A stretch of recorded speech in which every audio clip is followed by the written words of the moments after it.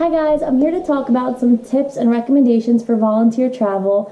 There's a few things that I definitely like to start off with. There's so many diverse opportunities, and I would just love to stress that you can literally do anything you set your mind to. I wasn't sure where I would fit in volunteering, but I did, and I'm about to recommend some extremely important tips if you're interested in volunteering, or if you're not sure if it's for you or not. This may make you possibly look into it. So let's get started.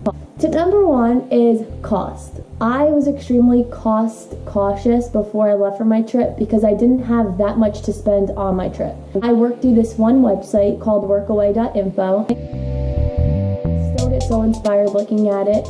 There are a lot of countries and there are a lot of cities that are looking for volunteers. So what you do is you make a profile, write about your hobbies, interests, what you're like, what you're looking for, and all the countries you're interested in working for.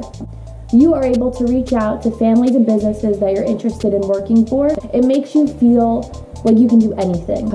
By a click of a button, you could be talking to somebody in a different country and setting up a trip to go there, stay with them, learn what it's like day to day in that culture. The second tip I have is to pay close attention to transit.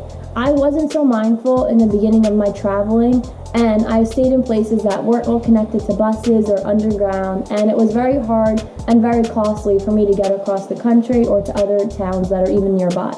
So I highly recommend looking at where you're interested in volunteering, figuring out how much it would cost you to travel around, whether it's by bus, underground, train, and planning for those types of spending. The third tip I have is being in an area that has a lot to do. If you're somewhere for over 2 weeks like I was kind of bored in a few areas that I went just because there isn't a lot going on.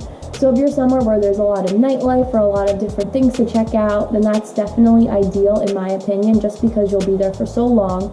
You'll have days where you're not working, or afternoons or mornings that you're not working, and it just makes the experience a lot more fulfilling when you can explore the area that you're living in. Making a relationship with the person you're volunteering for before you get there. I had an experience in Italy where I was au pairing, and I loved it because the family was so cute. We were talking before I even got to Italy. We kept in touch about all my paperwork and how the process was going for me to go over there, and it just really made the experience even more meaningful because I was excited to meet the people that I've been building a relationship with for the past few months. So it was very, very relieving to finally meet them. When you are working, I suggest just being your open self. Don't be shy, don't be closed off. Be all that you can be so everything that you want can come to you. Your relationship with your employer, the people that you're working with, before you know it, your opportunity will be over, and it just goes by so fast, no matter how long you're staying. If it's 2 weeks or if it's 6 months, it goes by quick. I highly recommend checking it out if you're interested or just are curious about volunteer work in general.